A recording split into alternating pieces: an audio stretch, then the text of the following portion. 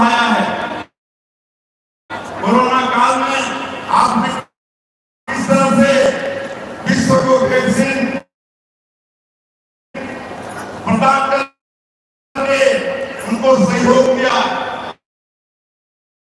इस तरह से G20 का समिट सफलतापूर्वक कराकर पूरे विश्व में भारत का प्रभाव बढ़ाया।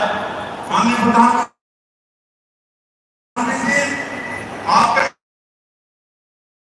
कार्यकाल में ही अयोध्या में प्रभु श्री राम का भव्य मंदिर का निर्माण हुआ। अभी प्रयागराज महाकुंभ में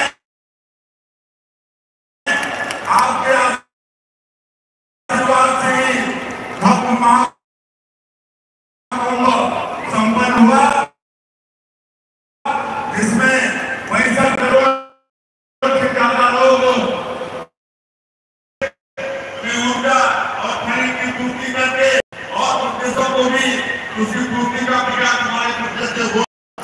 मैं आपको कहना चाहूंगा कि छत्तीसगढ़ बनाकर हम लोग भी आपका सहयोगी बनेंगे और आपका हमेशा छत्तीसगढ़ के ऊपर में आशीर्वाद रहा है। जब जब भी हमने आपके पास गए हैं और छत्तीसगढ़ के लिए विकास के काम आपसे मांगे हैं, आपने जरूरत से ज्यादा, अपेक्षा से ज्यादा छत्तीसगढ़ को दिया है। इसलिए